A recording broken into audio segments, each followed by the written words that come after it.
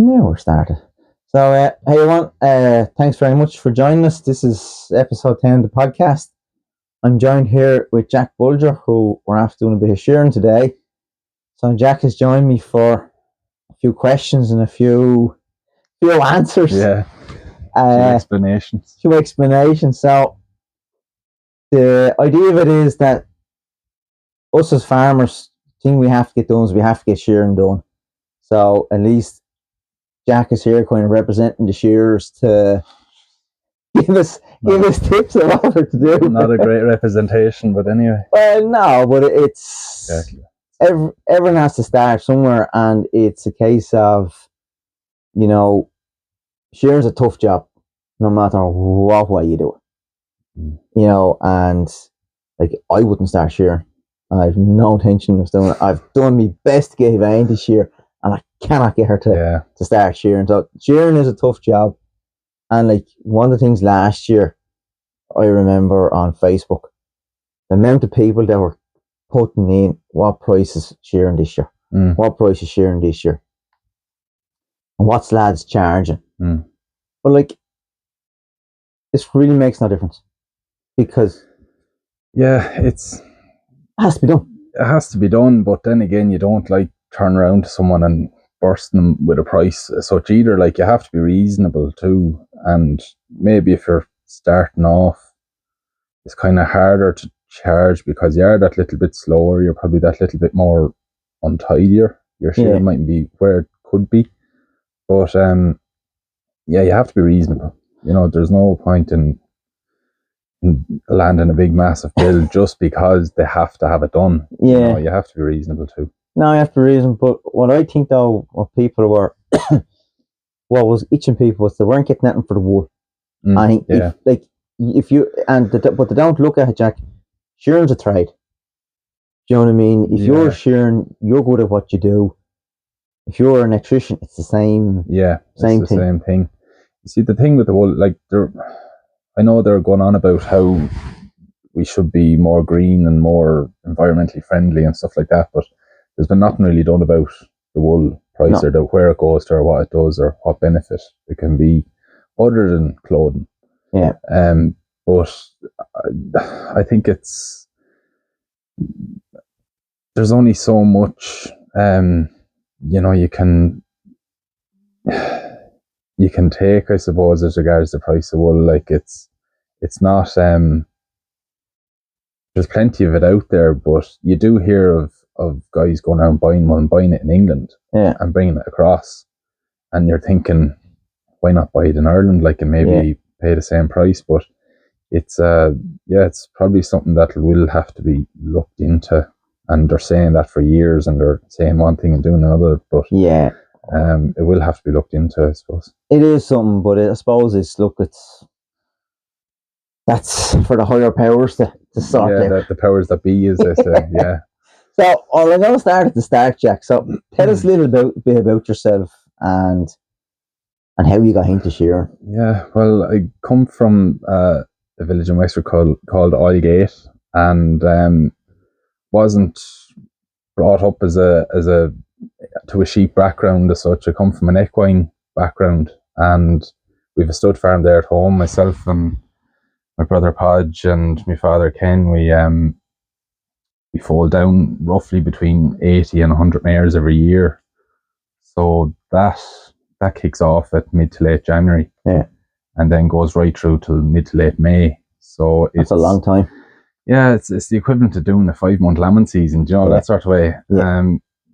But we love it, and I just decided that I wanted to do something a little bit different when the foaling kind of relaxes a bit and we're not as busy. I could go do something that, look, with the long evenings, I could tip away at, and we can take holidays from work and stuff like that. So it's can take me holidays and go shearing or whatever it may be. So. And since you're not from a farm background, how did you progress from horses to sheep to shearing? Because I can understand to sheep.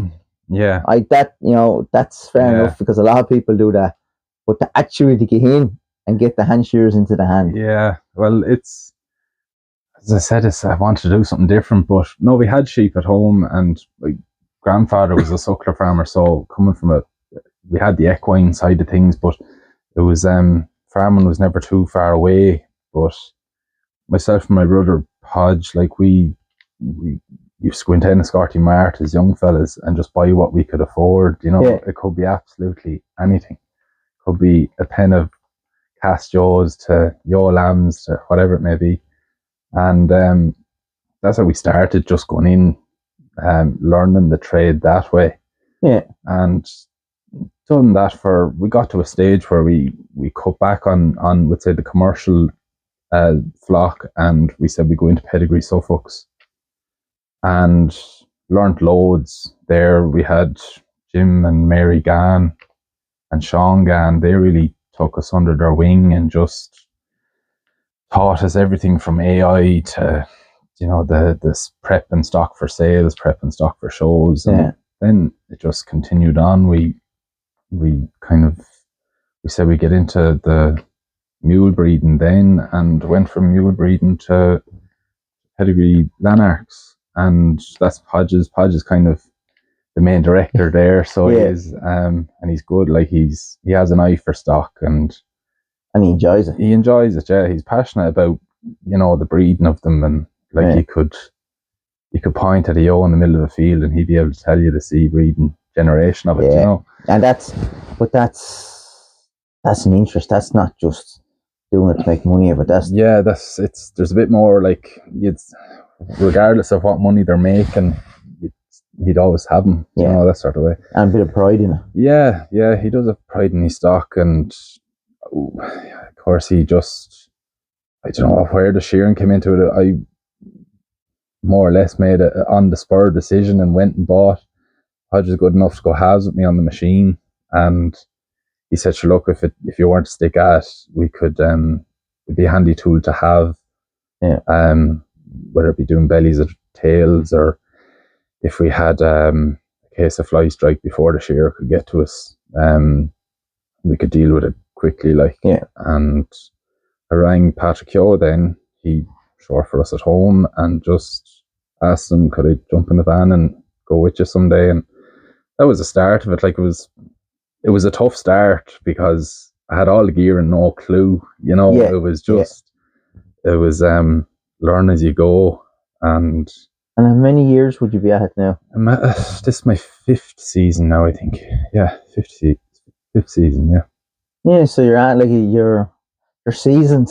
Yeah, well, I kind of done it the hard way, because when I started, I shore for nearly 2 seasons, and I just said to myself, like, my tallies weren't improving. Yeah. The job wasn't getting any easier, and I was still I just wasn't improving. And I said, right, I'd never even heard of a shearing course, to tell you the truth. Yeah. I'd never even heard of it. And Patrick said, there's a shearing course coming up in Camolan. He said, book yourself into it, and, you know, you'll learn loads. So I went up to Roy Collier and Dennis O'Sullivan. They were doing the course, and they were just, you know, they taught you as if you've never seen a handpiece before in your life, you know.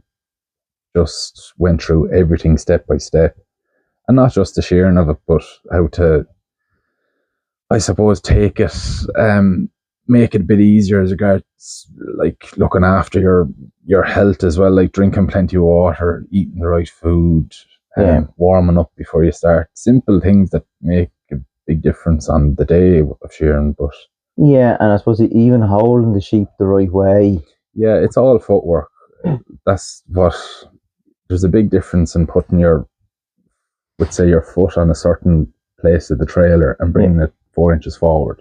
Yeah. That 4 inches forward can make the job so much easier. And it's trying to get the footwork, that you're not restraining the sheep, but you're kind of tricking it into thinking that I can't get away here, you know. So you try and keep the sheep moving on the board, but your footwork is what shears the sheep, really. When you look at a shearer, you tend to just focus on the handpiece and where he's placing it. Yeah. But if you're to actually look at where his feet are, that's where the technicality of it All right. is. And like, I still have loads of, like, it's still not there yet where I want it to be, but a hell of a lot better than what it was last year. And every year you kind of get an improvement. Yeah, well, I'd even notice from this year that from the start of the year last year to the end of the year, you improved. But I even think that the sheep that you short today, you were much crisper and much more, the sweep was more better. Yeah, it's a bit more of a flow to it rather than, you see, it's getting into a rhythm, and like it can take, like I think Roy said it to me, it can take 1,000 sheep to break a bad habit. Yeah. And because I had done 2 seasons before I went and done the course to learn how to do it properly, I had every bad habit in the book. Like, yes, yeah. And I had an awful lot of sheep to shear before I could actually see an improvement. Yeah, and the thing is, like, I remember last year at the start, like, you were doing the Dorsets. Yeah. And you were getting hard. But I remember looking down the end of the trailer and I was saying to myself, Michael say nothing. Yeah. Because this lad mightn't come back. He's getting the life kicked out of me at the end of the trailer. you were getting, you could see, but you could see.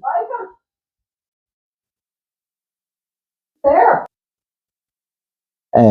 Yeah, so my mother just interrupted us there. We're very grateful.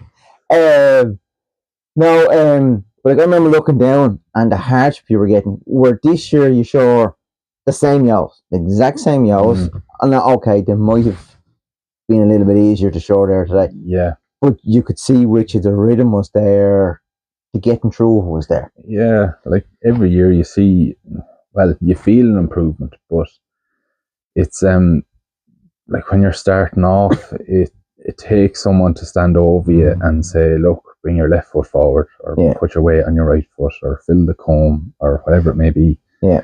Because when you're shearing, you get into a rhythm and you don't really see yourself making a mistake. You'll feel it when the sheep kicks or whatever. Yeah. And you know you're after doing kind of something wrong, or it's you're kind of making a tough job even tougher. But no, if you can get the footwork half right, you will feel the difference in your shearing, like, and you'll see a difference. Like when you look at the tally and you look at the clock, it's you'll see an improvement. And the thing is, the type of sheep sometimes can help. Yeah, like mules are lovely shearing. Mules are lovely shearing, but you're not going to get mules every day of the week. So you just have to, I suppose, there are little tips and tricks that you can use on each breed, but generally it's the same. The footwork doesn't change really. But yeah, there's like the Dorsets, probably don't do enough of them to get handy at them. You know, that sort of way. It's the fact they've wool everywhere. Yeah. It doesn't matter where you look at them. Yeah. But there's wool. And they have that extra bit of, like, they are a long sheep. Yeah. And when you're trying to just get down right to the toe and then right back up again when you're doing your undermine or whatever, there's an awful lot more work in down the leg rather than just stopping just above the hock, you know, and coming back up. It's that extra bit of wool does make a... So that's for doing them today, that'll give you the extra bit of training. I'll be extra fit now next week, so I will. When you start back at the start of the season. Well, it's like, it's them sort of things that, like, I suppose I didn't take up shearing as a young lad because there was loads of different reasons for it, but I wasn't really that into it. And what used to sicken me was you had to catch the sheep, pull the sheep out to the shearer, and then they'd be shearing away. Then you'd take away the wool and go do it again. But the pen was 10 yards away. Like, the pen was way down there. And the shearing machine was a petrol one. I was over here. And where you're there, you have your trailer set up now, and you're shearing now with trailers 99% of the time. It is more, it's better for someone to start and to learn.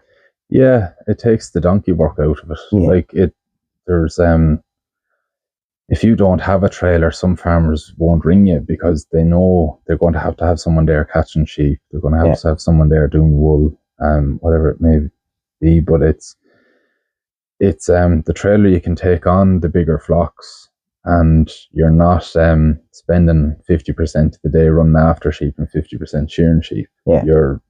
You can get through them quickly, and then it's easier on the sheep as well. You know, they're I was shearing in a place last year, two different bunch. They were in two different paddocks, and one bunch was just kicking the life out of us. And I said to the guy I was shearing with, I said, "Am I doing something wrong?" Or because he was getting kicked alive as well. Because no, they're grumpier sheep, and I couldn't get my head around it. But we were after trying to get those ewes in out of a field for I don't know how long, and they were just fed up and they didn't want to be there. So they make life hard for you, and you don't realise it until you actually go and do it. Yeah, they're just grumpier sheep. But no, the trailer does take the heavy lifting out of it. Yeah, and like the thing is too, because you can have a generator far away and you're there and there's no noise. You have your bit of music playing or radio playing, and you know, it does help today. But I think if you're shearing, there's two ways of shearing. You can have a bit of banter and a bit of crack and a bit of slagging, and also you're seeing different people every day. Yeah, that's the part that is. And if you don't like the person, you'll see them next year. Yeah, yeah. Either that or you don't get the phone call next year, one or the other.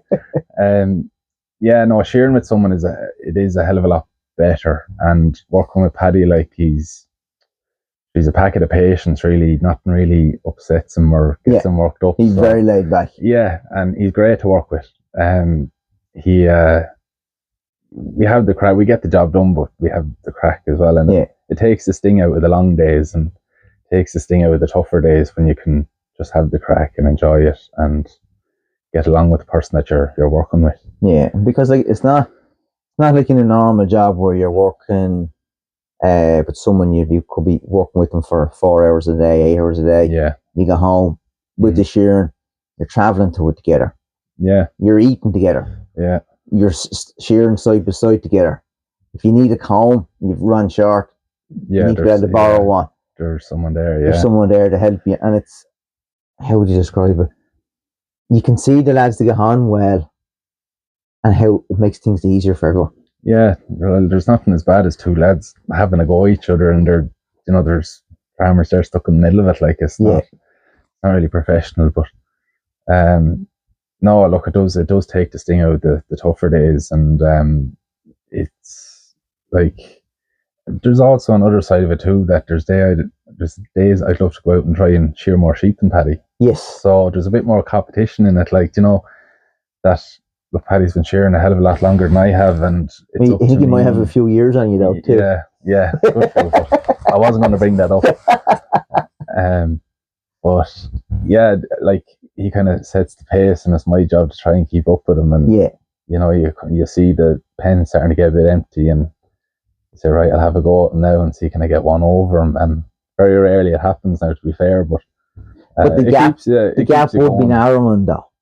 Yeah, a year. Yeah, I'm catching on him now. Don't worry. But no, it gives you that kind of incentive to probably put the head down and just go a little bit quicker, and it'll keep you going for the day.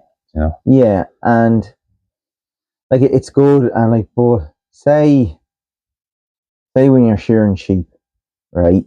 Like you shore for me last winter, you shore the bellies and tails of the ewes. Yeah.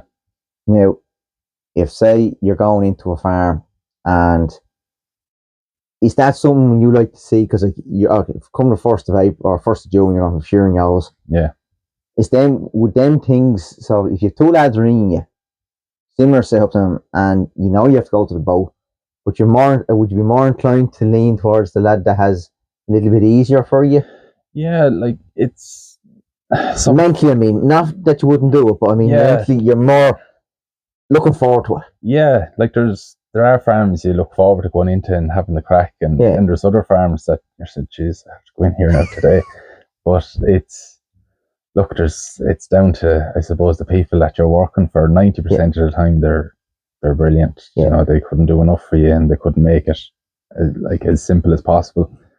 But you do get a handful there that, you know, to just, if there was an easy way and a hard way, they'll do the hard way. They'd have to do it the hard way. Yeah, every day of the week they'll do it the hard way. And it, you know, it's something as simple as just having a really good setup. It doesn't have to have the bells and whistles, but just a handling system that works, or something as simple as that can make the day just so much easier. And someone take away the wool. Yeah, and plenty of help there as well. But like, there's nothing as bad as driving into a farm and you see a farmer tying up a gate and there's 3 bars gone out of the middle of the gate, and you know that's going to be a problem somewhere down the line. But it's it's just about the setup, making the day as easy as possible. And if it's easier on the shearer, 9 times out of 10 it's easier on the farmer too. Yeah. So everyone's happy. Yeah, because like the one thing, like there was a few years ago, there was lads and there was 4 lads used to shear first. The first year got lads in. And it was great. They were in there out doing the job, but I just found it was too intense having the 4, because you had to organise lads for the help and all that. Where when you have 2 shearers, you can manage. Like even like last year with the first batch of sheep when you were shearing, I don't know what happened to you in the first couple of pains, because I could not keep the pains full. And the sheep was just disappearing. Not very often, but anyway. And I was under savage pressure keeping the pain full. Elaine was under pressure keeping the wool away from you. But like, at least it was manageable because there was only 2 of you. Yeah. I see some crews over in England there and Scotland, and there could be 4 lads shearing, but they have 2 people doing the wool. Yeah. And farmer then just loads the trailer or sheds his lambs and whatever he's doing. But yeah, it is hard to get the help. There's some places where you go into and you know you're going to have to bring help with you. Yeah. And that's grand, so long as you know. Yeah. It's when you pull into a place and they say, right, the sheep are there, the socket is up there for your machine. Yeah. Give me a shout when they're done. That's hardship. That's hardship. And then again, you charge for what you do. Like, you're not just shearing sheep, but you're doing the wool, you're loading the pen, all the rest, and it mightn't sit well with the farmer, but at the end of the day, it can turn a very short day on paper. It can turn into a long day in reality. And you go home and days like that, you're not really looking forward to the next day. It takes the good out of it. Out of it. Yeah, it does. Like even it's gas. There's some place you go in and the father would say the farmer is wants his sheep shorn, and the son would book holidays on that week, knowing that he doesn't want to be around the shearing, that he won't be called for help. Like, but yeah, it is hard to get help, and it's just I suppose, look, it's a tough job. It's a long day if you have big numbers, but it's a job that has to be done. So it has to be done, and it's a very important job. Yeah, just bite the bullet and grit the teeth and get on with it. Like, yeah, and so say, like, you're shearing in the summer, would you ever think of maybe for a couple of months scooting to Australia or doing anything like that for a bit of shearing? Yeah, it would be nice. It definitely would be nice. And I know with your job and all that, it wouldn't be as easy. If I wasn't, let's just say if it was something that I was wanting to be full-time employed in, you have to go to be, keep the whole thing going. But at the minute, like, I have other commitments there at home and all the rest, so I wouldn't mind going to England or Scotland and doing a week or 2 weeks out there, and then just come back for the experience, like. Yeah, and just it'd be something you'd learn probably an awful lot, because there's just bigger numbers of sheep out there, and you're shearing. You rarely get a day off unless it decides to rain. So you don't be long about getting fit and kind of tuned in. So when you come back then to Ireland, you're on the ball and you're ready to go. Like. Yeah, ready to go. So because like the experience like of shearing, I suppose it's how would you describe it? It's something that you're learning every day with, but it's not. It's like a young lad going over to play football in England and all that. to go for the trials and all that and do it. Mm. You don't have to make it. It's just the experience of doing it. And like, if you're shearing 200 sheep a day, there's always something you can learn to get you up to that 220 or 250. Yeah. And I think it's like a young fella would say, practicing free taking in hurling, like once you can put him over from 10 yards, he wants to start stepping back and putting them over from 15 and 20. And it's no different, I think, with sheep shearing. Like when you get to your first 50, you want to get to your next 100, and then you want to get your 150. And and I think even if you could reach a pinnacle where you could do 300 sheep a day, if you're bitten by the bug of shearing, you'll want to find that little extra thing that can get you to 320 or whatever it may be. It's, and when you get handy at it, like it's definitely doable, and it's addictive in a way that if you do get bitten by it, when you do your first 50, would say, you're actually looking forward to a lad ringing and saying, I have 100 sheep here, right? I'll have a stab at them, like, so something that you can always just you pick up different things along the way. And that's the thing with it too. Like it's one thing you have to enjoy. Why, if you don't enjoy it, you won't go near it. Like, no, I know. And like, look, sure, has to be done. Like, so your likes of shearing. If you 3 main likes, what's the 3 things you like most for sure? My God, I suppose the process of shearing the sheep, like, it's a challenge, and you like to be improving on it. So the actual process of shearing the sheep I find enjoyable anyway. And I suppose maybe going around meeting people that you mightn't have seen since last year. There's a social side of it too, and you can go in and get all the gossip and all the news of what happened in the last year. That would be, the social side of it is quite good. And what was the third thing? I don't know. Oh, 2 is good. 2 is good. So then, if you'd one dislike, what's the one thing you dislike? Scab and sheep. That's a nightmare. And it wouldn't be good for you shearing with the combs, because you could transfer it either as well. Like it is rife around the country, and we can't help but spread it. Like, there's only so much disinfecting and all the rest we can do. But it's in every mart in the country. I know a couple of farms now that never had it, and all of a sudden they might start buying in-store lambs or something like that. And next thing they go out to their field and there's yours around the tree scratching away. And like, the thing is too, like, I presume that's why on the last scheme that they brought in that the dipping as on the sheep welfare scheme, I presume that's why they brought it. Well, there was a reason why dipping was compulsory years ago. It was to stop the likes of it. But you'd be surprised the amount of people that probably use the sheep showers and thinking that it'll kill scab as well. I don't think it does. It's great for fly control. The sheep showers are, but if you want to kill scab, dipping is the only job.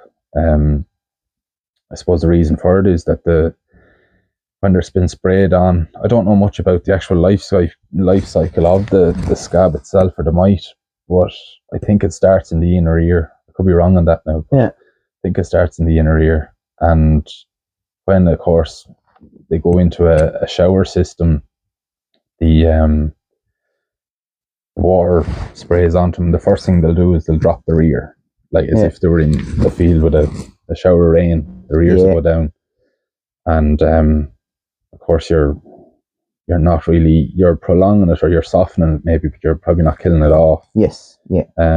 But definitely plunge dipping is something that I encourage every farmer to do at least once a year anyway. Well, and like, the thing is, even this year, like, I seen on Facebook there 2 days ago, and our lads talking about having maggots already because we have such extreme weather this year. And it's probably only going to get worse now, because Yo's grass will start growing and they'll go out onto a good flush and they'll start getting dirty behind and all the rest. So yeah, it's sure no year is the same as the last, I suppose, the way we're going now. No.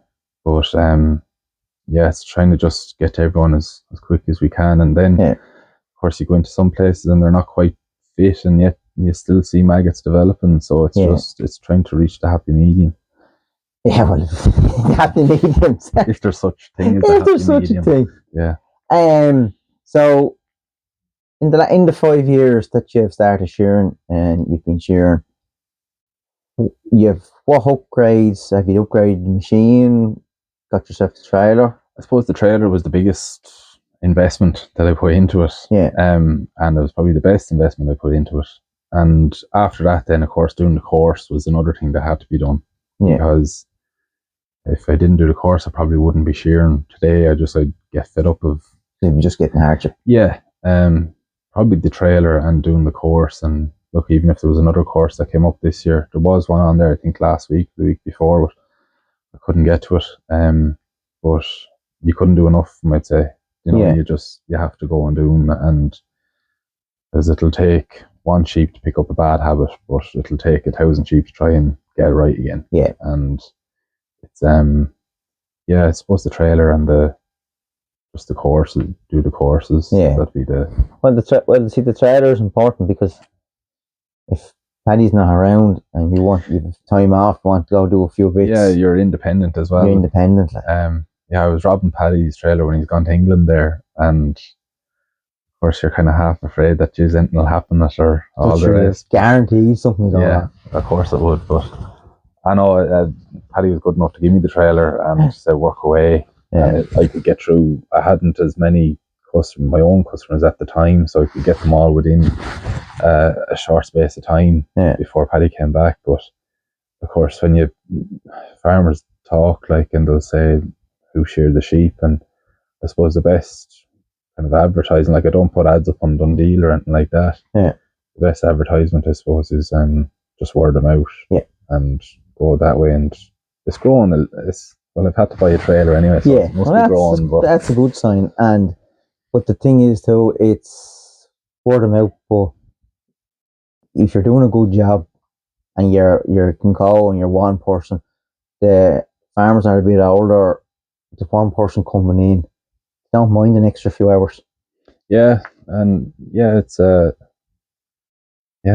suppose they don't mind it at all. It's as long as the job gets done, and it's a good job. They're happy, Like even today, we hadn't a big number of sheep.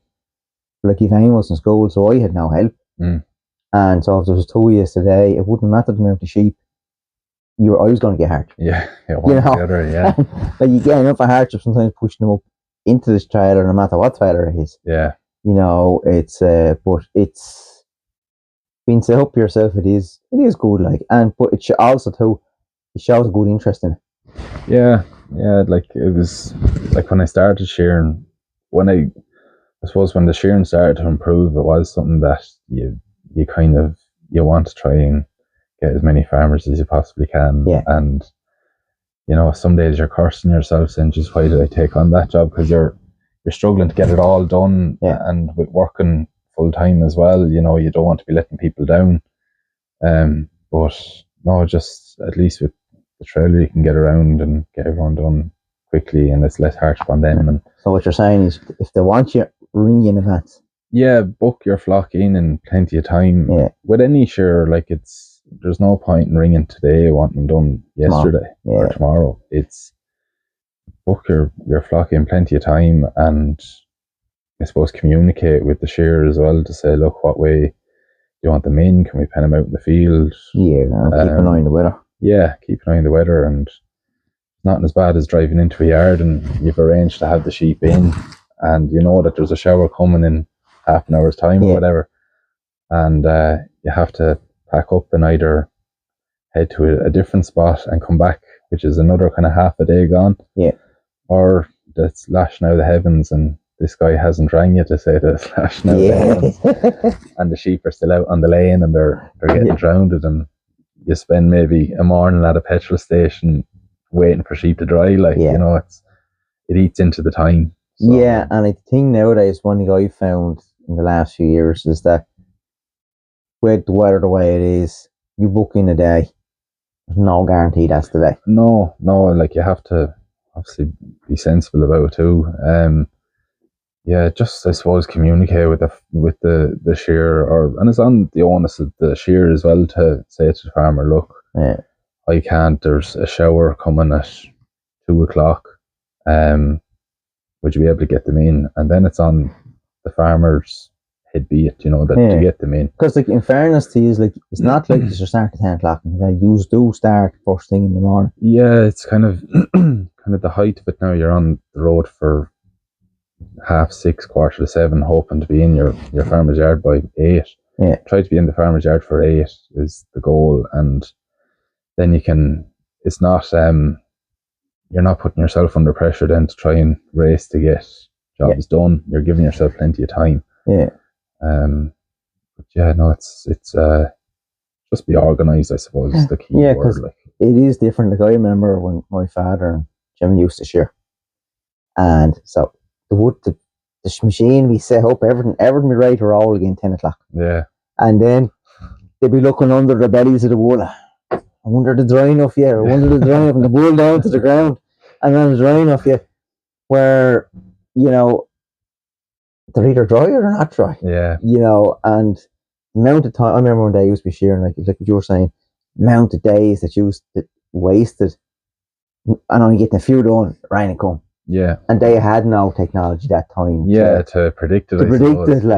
Yeah. And but like, I just think the way the weather has gone now, and I'd see when you would be booking you in, I wouldn't worry about it maybe 3 days beforehand, and then I'd book it in. But then, if it's a case that the sheep are in a place and there's a chance of rain, even if there's not a chance of rain, I'll bring home one batch and put them into the shed. Yeah, so we can crack on. You can crack on. So if it does, a shower does come in the morning, you can shear them, or if a shower's coming in, because I think it was last year or 1 year. 1 year, you were shearing for me when you started shearing for me, and I was in Ashford getting the generator. That's right, yeah. And it was lashing Ashford, and you were just up the road, and there was no rain at all. Yeah, the higher ground, that would be fairly common that on one side of the hill it could be lashed, the other side of the hill you'd be getting burnt. Yeah. And it was that day was pure luck, because we got it shower and it was black clouds going that way, and I'm going, please let it down rain. Yeah. So if you're given the next generation of sheep shearers, lads starting off, so kind of break it down in a sense that if a person was under 18 starting off, what, say, few tips would you give them? I suppose don't do what I done, and don't buy all the gear, and I suppose start off on the wrong foot.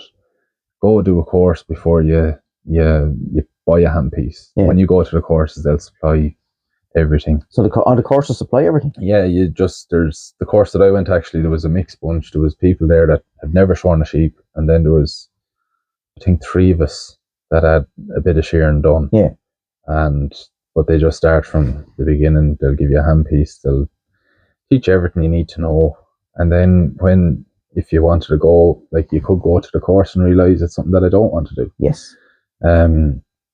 But when you do your course, then I suppose it is handy if you could get in with a shearing contractor.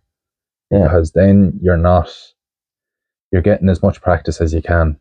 Yeah. And the contractor as well, like, he will point you in the right direction, and he'll be giving you tips and where you probably need to improve, or what you can work on. And then you can, I suppose, if you wanted to go really at it, then you could invest in a trailer, or you could just work with small bunches of sheep. But I think it would be hard if you didn't get in with a contractor. You could be shearing today, you might get a job today, and then you mightn't get another job until next week. Yeah. And by the time you go at it next week, you're kind of losing your rhythm. Yeah, and you're kind of starting from scratch. Yeah. Not starting from scratch, but you're rusty. But would you recommend that, say, if a young lad was getting into it and say, so rather than going to contract, go to contractor. Don't go with the intention to shear from 8 o'clock in the morning to 6 o'clock in the evening. Don't do it for the money. Do it, say, shear a good batch of sheep. Yeah. Then take a bit of a break. Yeah. And watch the actual contract they're doing. Yeah, you probably, like at the course, I probably learned more looking at someone else shearing a sheep rather than me shearing a sheep, because it's kind of, it's a picture in front of you, like it's kind of a map as to how to do it. But yeah, like if you go with a contractor and he says, right, there's the sheep, there's the handpiece, bang on, and you're kind of there, you know, the good has gone out of it, you're absolutely bet, you're not doing a clean job, you're every fifth or sixth sheep is running across the yard with half a fleece on it, and you have to go catch it and finish it. It becomes a form of self-torture, really. Yeah. But no, if you just get in with someone that you know will coach you along the way and start off. The important thing would be to ask them to. Yeah, and look, you have to be willing to work as well. Like, you know, you have to be willing to be up early in the morning, and yeah, there could be the odd evening where you're not back till late. It's just because it's seasonal. It's an intense time of the year for for shearers. Like, you just have to. But I suppose what I mean though is, if you're younger and you're doing it, maybe have the realization that this is your first year doing it. Don't kill yourself on day 1, 2, and 3. Yeah, you could sicken yourself with it. Yeah. If you went in and just started doing big bunches of sheep, and you probably could take you 3 days, whatever it may be, 2 days, and there's a farmer there saying, well, there's a lad down the road there that can do it in 1 day. You know, it's you could sicken yourself with it. Like, you just small bunches of sheep often and break yourself into it, because your body won't be used to it. No. No matter how much you go to the gym or how fit you are, there's been fit and then there's shearing fit, and it's two totally different types of fitness. Like, I wouldn't run from here to there, but you know, someone else that would be fair probably would struggle to shear for an hour. I remember years ago, there was I don't know whether it was a myth or it was true, but we were told when we were in college and that the shearers in Australia in the off season used to do a little bit of running. Yeah. Now whether they did or not, I don't know. I'm sure they did. Yeah. Like, it's you have to. It's very hard to, when you're unfit and you go at a job like shearing, you're not going to really be helping yourself. Like, you have to have a certain element of fitness. I suppose it's not fitness; it's being healthy. Yeah, and you know, it's, if you can kind of make life hard on yourself if you're on the beer a good bit and all the rest. You're dehydrated. Yeah, doesn't help. And so if a farmer's ringing you up and they were saying, "I want you to come do shearing," what kind of, I know we've talked about setups and all that, but I suppose if they ring you up and say, "Oh, I have 50 sheep this year, can you come and do them?" They go, "Yeah," and then they turn out to have 250. Yeah. Like, when the farmers ring you book in this year, what can they do to say, look, this is what it is? Yeah. Well, know your number of sheep anyway for starts. But no, I suppose, like we said before, booking plenty of time. So then, you know, you can be set up for it more yourself even. Yeah. It's no rush, you know what's coming. And I suppose be organised is just the key word. Like, it doesn't have to be, if the shearer wants them in, try have them in, and if you can't get them in, ring and say, look, I can't get them in. We'll do them with a fine day or whatever it may be. But yeah, just, I suppose it doesn't have to be a handling system with state of the art. Yeah, state of the art. It just has to work. Yeah. Sheep have to go through it nicely, and you know, like, as I said, there's nothing as bad as a setup where sheep are leaping out and they're getting out. That did happen to me last year. Yeah. Well, sheep are sheep at the end of the day, but no, I'm not going to make sure it doesn't happen this year. I know. But yeah, I suppose sheep are sheep. They're going to test you at the best of times. But no, just, I suppose, be organised. Like, have when you ring, we'll give you a day, we'll give you a rough time, and then we'll contact you a day or two before and say, right, we can get you at whatever time, and just go from there. Then if something comes out of the blue that you can't do anything about, just ring and say, look, this isn't going to suit or whatever. And so say shearing numbers, do you think this year now, will you set yourself a target that you might want to hit? Yeah, I'd love to get to the 220 or 250, but sure, 250 is kind of been very ambitious. Yeah. But just if I got to the 220, then I know, then I know that I could get to the 250. Yes. But yeah, no, it's, I suppose that's important too, to set a goal of where you want to be. Now that 220, they yows or they hoggets? Because hoggets is tough. Yeah, hoggets are tough. Yeah, you probably have a better chance of achieving it with hoggets, maybe because they're just sort of smaller frame of sheep or whatever. But then again, more wool on them, so it's just down to the shearing. Like it's down to like you're doing 220 Cheviots. There's a big difference in doing 220 Cheviots and 220 Suffolk Cross Yos. You know, they're bigger sheep. But and so you start shearing now. So now it's the start of May. So roughly the main season will be May, June into July. Yeah. Like I suppose coming from a long folding season into a long shearing season. Yeah. It can be hard on the body though too. Yeah. Like it's your body. Do you look forward to a rainy day now and again? Oh yeah, you do. Like, don't get me wrong, we're not that addicted to it or anything, but no, it's nice to get a break too. Like, you need the break because it's just the body does need a break, and if you're up early every morning and late back every evening, it does catch up on you. But you just have to manage the workload as best you can, and just, I suppose, keep yourself healthy and all the best you can.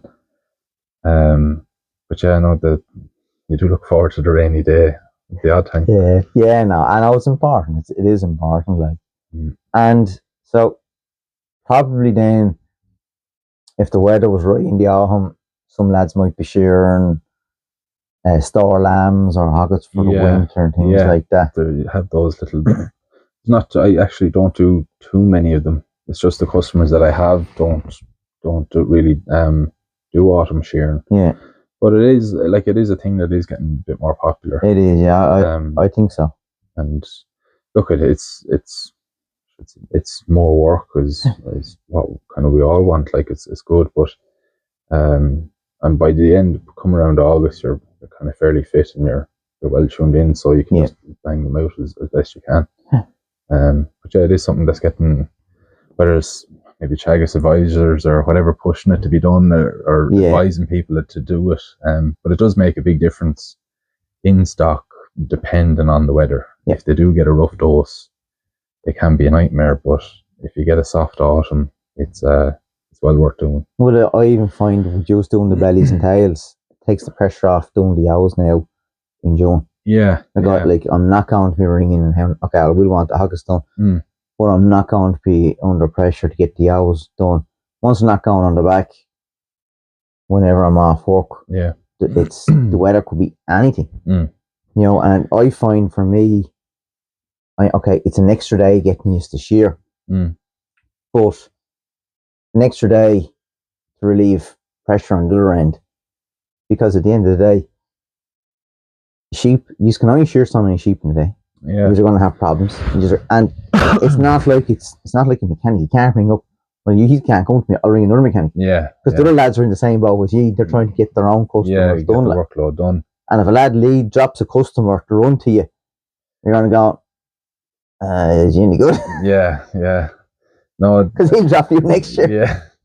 Yeah. It does take a lot. Like, even doing the bellies and tails, it takes an awful lot of pressure off lambing time too, because you know it's tidier and all the rest. But it does make a difference. Keeps them clean, and you don't have farmers ringing you saying, "Oh, these are riddled with maggots" or all the rest. It's but even a simple, like if you are worried about the maggot, and there's nothing wrong with going out and giving them a swipe either side of a daggers or whatever it may be. Just keep the muck off, and that's the biggest killer kind of, and it makes life very hard for us. So because the dagging blunts the combs and the covers. Yeah, it slows you down, and it's the lowest part of the sheep when you're shearing. And you're tall too, so it's a good bit away from you. That's sometimes. my excuse anyway. That's my excuse. But yeah, look, it's for, I suppose, just to keep the pressure off, and you're not panicking with fly strike. Well, Jack, that's a good chunk of the podcast done. So I think what we'll do is we'll call it a day today. Okay. And what I might do is in October, November, get you back, and you can tell us of your ups and downs. How it went. And did you hit some targets and that? Yeah. And we do that maybe in the autumn time when before the pressure starts. Yeah, before because we were meant to do this in January, but my pressure just went wrong with the snow, and everything just snowballed. Yeah. And that's so. Thanks very much for joining me. No, thanks very much. And sure, we'll chat to all everyone very, very soon. Brilliant.